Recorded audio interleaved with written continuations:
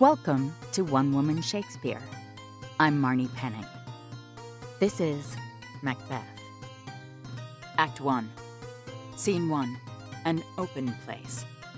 Thunder and lightning. Enter 3 witches. When shall we 3 meet again? In thunder, lightning, or in rain? When the hurly-burly's done. When the battle's lost and won. That will be ere the set of sun. Where the place? Upon the heath. There to meet with Macbeth. I come, Grey Malkin. Paddock calls, anon. There is foul, and foul is fair. Hover through the fog and filthy air. Exeunt. Scene 2. A camp near Forres. Alarm within. Enter King Duncan, Malcolm, Donalbain, Lennox, with attendants meeting a bleeding captain. What bloody man is that? He can report, as seemeth by his plight, of the revolt, the new estate. This is the sergeant, who, like a good and hardy soldier, fought against my captivity. Hail, brave friend! Say to the king the knowledge of the broil as thou didst leave it. Doubtful it stood, as 2 spent swimmers that do cling together and choke their art.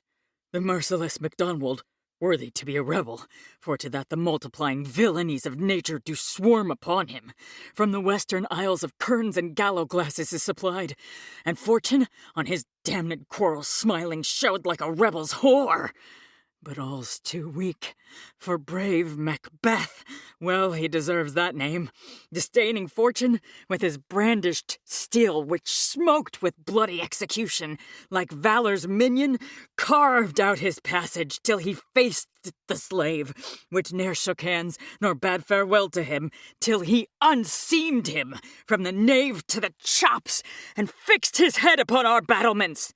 Oh, valiant cousin! Worthy gentlemen! As whence the sun gins his reflection, shipwracking storms and direful thunders break, so from that spring whence comfort seemed to come, discomfort swells. Mark, King of Scotland, mark! No sooner justice had with valor armed compelled these skipping kerns to trust their heels, but the Norwegian lord, surveying vantage, with furbished arms and new supplies of men, began a fresh assault. Dismayed not this our captains, Macbeth and Banquo? Yes, as sparrows eagles, or the hare the lion. If I say sooth, I must report they were as cannons, overcharged with double cracks, so they doubly redoubled strokes upon the foe. Except they meant to bathe in reeking wounds or memorize another Golgotha, I cannot tell. Ugh, but I am faint. My gashes cry for help. So well thy words become thee as thy wounds. They smack of honor both. Go get him, surgeons. Exit captain attended. Enter Ross and Angus. Who comes here? The worthy Thane of Ross. What a haste looks through his eyes. So should he look that seems to speak things strange. God save the king! Whence camest thou, worthy Thane? From Fife, great king, where the Norwegian banners flout the sky and fan our people cold. Norway himself, with terrible numbers, assisted by that most disloyal traitor, the Thane of Cawdor, began a dismal conflict, till that Bellona's bridegroom, lapped in proof, confronted him with self-comparisons, point against point, rebellious arm against arm, curbing his lavish spirit, and to conclude, the victory fell on us! Great happiness! That now Sweno, the Norway's king, craves composition, nor would we deign him burial of his men till he disbursed at St. Colm's Inch $10,000 to our general use. No more that Thane of Cawdor shall deceive our bosom interest. Go, pronounce his present death, and with his former title greet Macbeth. I'll see it done. What he hath lost, noble Macbeth hath won. Exeunt. Scene 3. A heath. Thunder. Enter the 3 witches. Where hast thou been, sister? Killing swine. Sister, where thou? A sailor's wife had chestnuts in her lap, and munched and munched and munched. "Give me," quoth I. "Right thee, witch," the rump-fed Runyon cries. Her husband's to Aleppo gone, master o' the tiger. But in a sieve I'll thither sail, and like a rat without a tail, I'll do, and I'll do. I'll give thee a wind, thou'rt kind, and I another. I myself have all the other, and the very ports they blow, all the quarters that they know in the shipman's card. I will drain him dry as hay. Sleep shall neither night nor day hang upon his penthouse lid. He shall live a man forbid. Weary said nights 9 times 9 shall he dwindle, peak, and pine. Though his bark cannot be lost, yet it shall be tempest-tossed. Look what I have. Show me, show me. Here I have a pilot's thumb, wrecked as homeward he did come. A drum, Macbeth doth come. The weird sisters, hand in hand, posters of the sea and land, thus do go about, about. Thrice to thine, and thrice to mine, and thrice again to make up 9. Peace, the charm's wound up. Enter Macbeth and Banquo. So foul and fair a day I have not seen. How far is it called to force? What are these? So withered and so wild in their attire that look not like the inhabitants of the earth, and yet are on it. Live you? Or are you aught that man may question?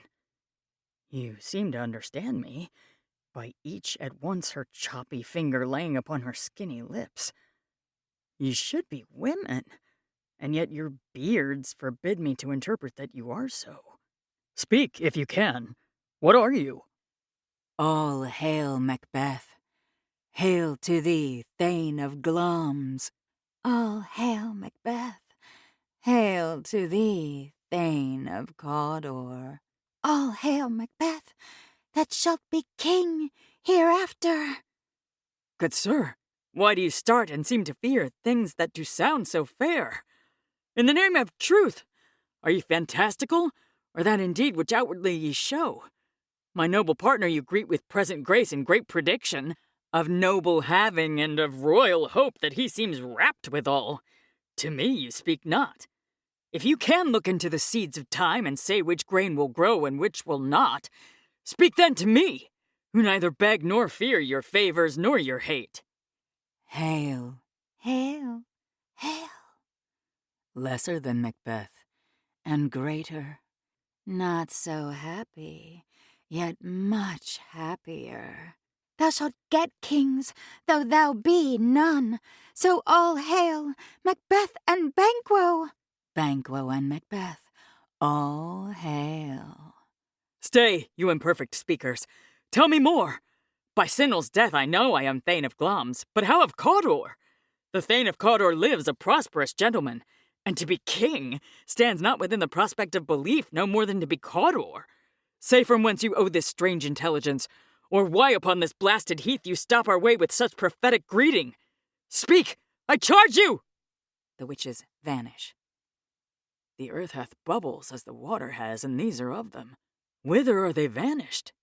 Into the air, and what seemed corporal melted as breath into the wind. Would they had stayed. Were such things here as we do speak about? Or have we eaten on the insane root that takes the reason prisoner? Your children shall be kings.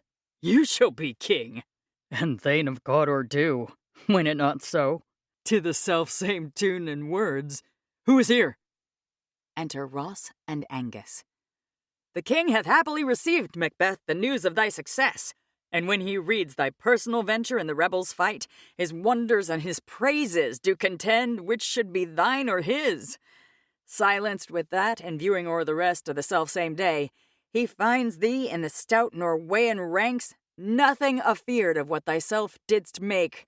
Strange images of death, as thick as tale came post with post, and every one did bear thy praises in his kingdom's great defense, and poured them down before him. We are sent to give thee from our royal master thanks, only to herald thee into his sight, not pay thee. And for an earnest of a greater honor, he bade me from him call thee Thane of Cawdor, in which addition hail, most worthy Thane, for it is thine. What, can the devil speak true? The Thane of Cawdor lives. Why do you dress me in borrowed robes? Who was the Thane lives yet, but under heavy judgment bears that life which he deserves to lose. Whether he was combined with those of Norway, or did line the rebel with hidden help and vantage, or that with both he labored in his country's wrack, I know not. But treason's capital, confessed and proved, have overthrown him. Gloms and Thane of Cawdor. The greatest is behind. Thanks for your pains. Do you not hope your children shall be kings, when those that gave the Thane of Cawdor to me promised no less to them? That trusted home might yet enkindle you into the crown besides the Thane of Cawdor. But 'tis strange, and oftentimes to win us to our harm, the instruments of darkness tell us truths, win us with honest trifles, to betray us in deepest consequence. Cousins, a word, I pray you. 2 truths are told, as happy prologues to the swelling act of the imperial theme. I thank you, gentlemen. This supernatural soliciting cannot be ill, cannot be good. If ill, why hath it given me earnest of success, commencing in a truth? I am Thane of Cawdor. If good, why do I yield to that suggestion whose horrid image doth unfix my hair, and make my seated heart knock at my ribs against the use of nature? Present fears are less than horrible imaginings. My thought, whose murder yet is but fantastical, shakes so my single state of man that function is smothered in surmise, and nothing is but what is not. Look how our partner's rapt. If chance will have me king, why then chance may crown me without my stir. New honors come upon him, like our strange garments, cleave not to their mold, but with the aid of use. Come what come may, time and the hour runs through the roughest day. Worthy Macbeth, we stay upon your leisure. Give me your favor. My dull brain was wrought with things forgotten. Kind gentlemen, your pains are registered where every day I turn the leaf to read them. Let us toward the king. Aside to Banquo. Think upon what hath chanced, and at more time the interim having waited, let us speak our free hearts each to other. Very gladly. Till then, enough. Come, friends. Exeunt. Scene 4. Forest. A room in the palace. Flourish. Enter Duncan, Malcolm, Donalbain, Lennox, and attendants. Is execution done on Cawdor? Are not those in commission yet returned? My liege, they are not yet come back. But I have spoke with one that saw him die, who did report that very frankly he confessed his treasons, implored your highness' pardon, and set forth a deep repentance. Nothing in his life became him like the leaving it. He died as one that had been studied in his death, to throw away the dearest thing he owed as 'twere a careless trifle. There's no art to find the mind's construction in the face. He was a gentleman on whom I built an absolute trust. Enter Macbeth, Banquo, Ross, and Angus. Oh, worthiest cousin! The sin of my ingratitude even now was heavy on me. Thou art so far before that swiftest wing of recompense is slow to overtake thee. Would thou hadst less deserved that the proportion both of thanks and payment might have been mine. Only I have left to say, more is thy due than more than all can pay. The service and the loyalty I owe in doing it pays itself.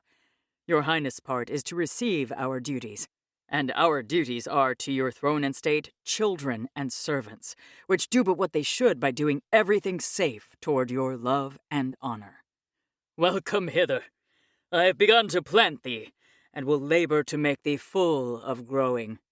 Noble Banquo, that has no less deserved, nor must be known no less to have done so, let me enfold thee and hold thee to my heart. There, if I grow, the harvest is your own. My plenteous joys, wanton in fullness, seek to hide themselves in drops of sorrow.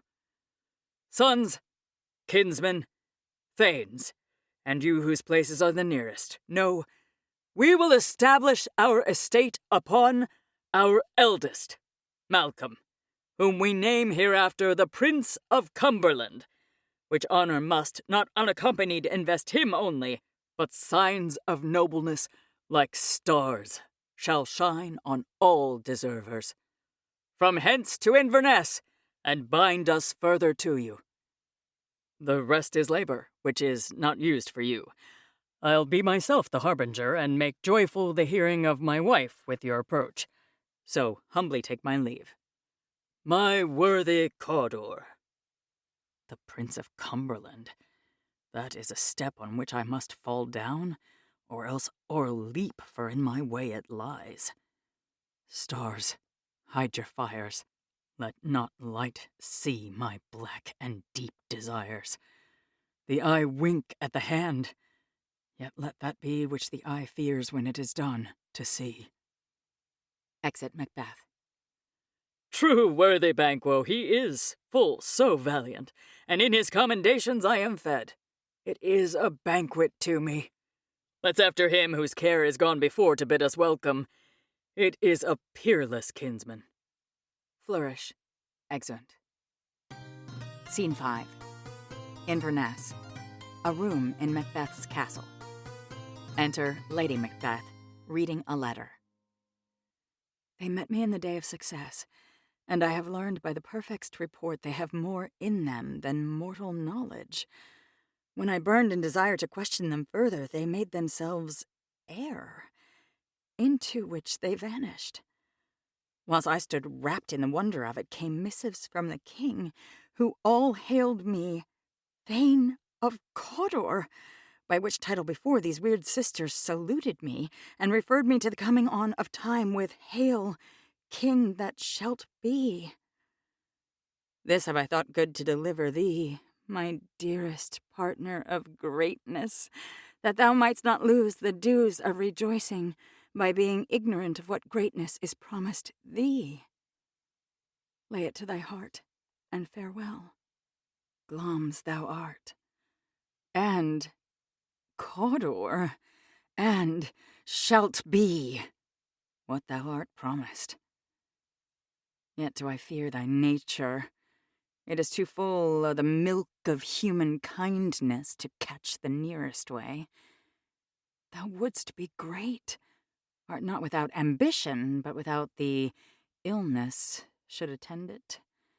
What thou wouldst highly, that wouldst thou holily, wouldst not play false, and yet wouldst wrongly win.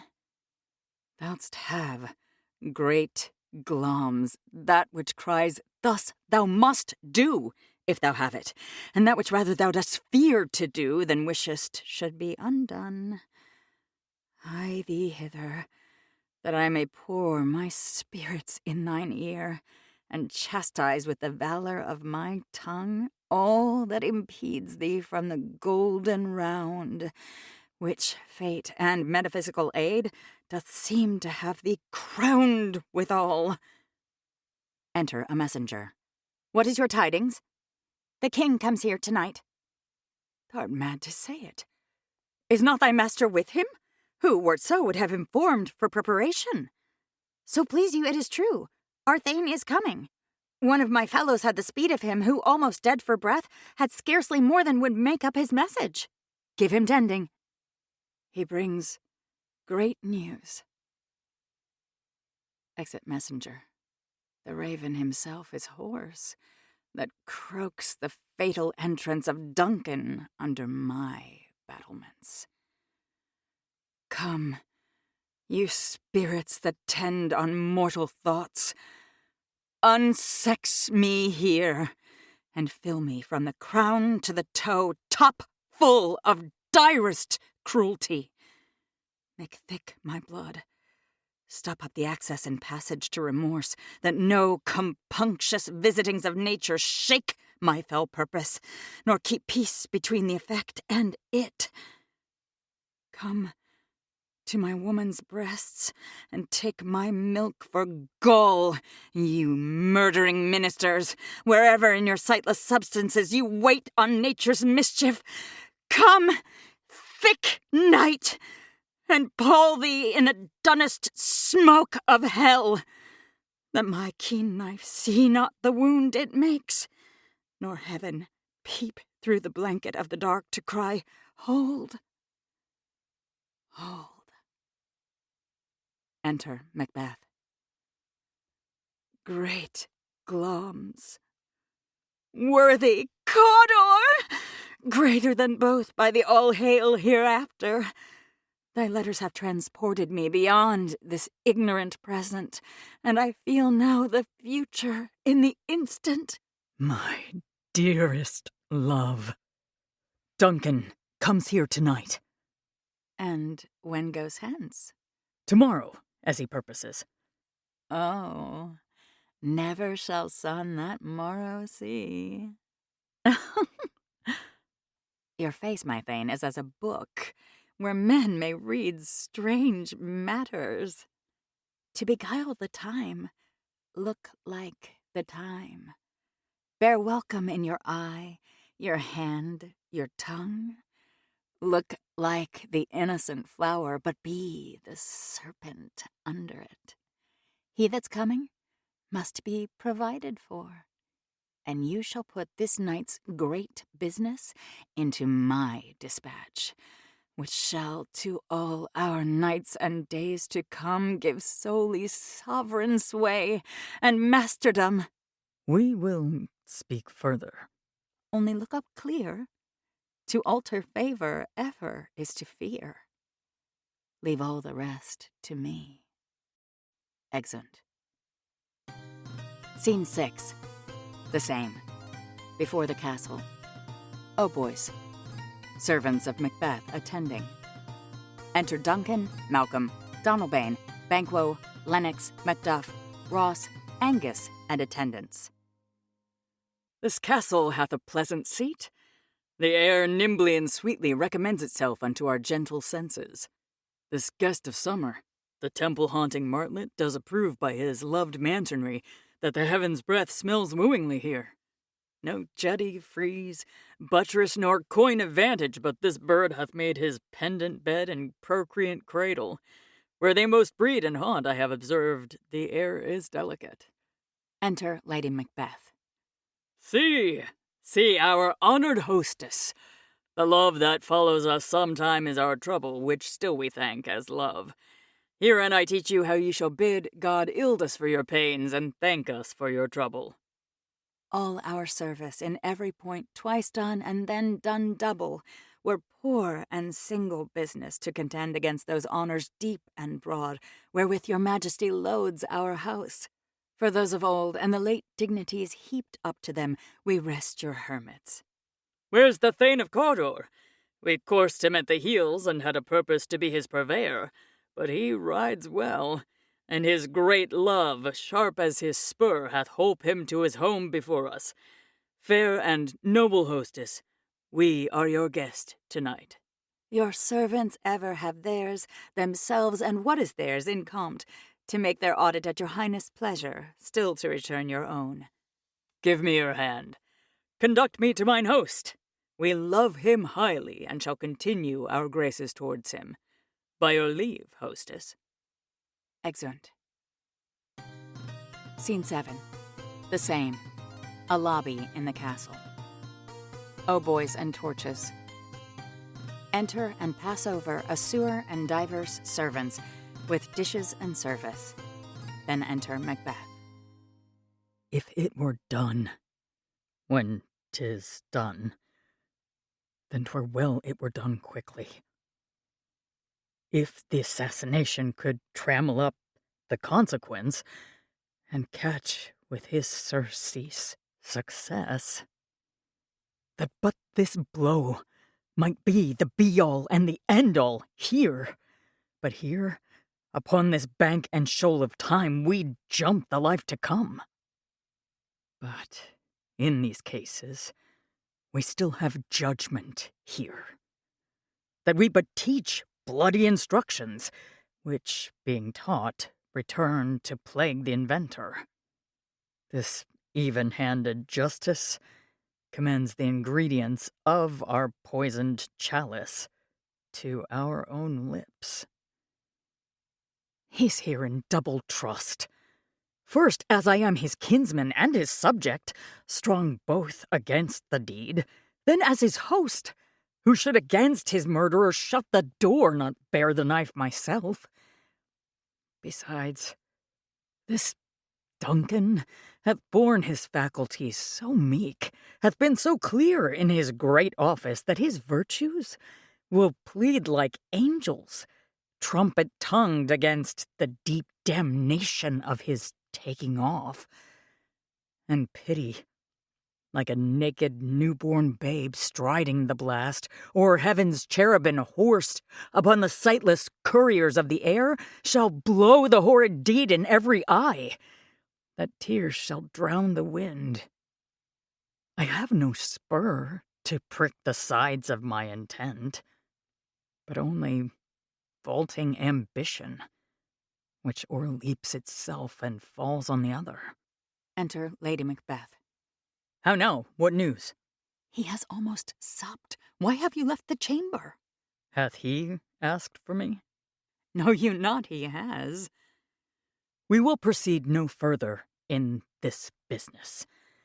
He hath honored me of late, and I have bought golden opinions from all sorts of people, which would be worn now in their newest gloss, not cast aside so soon.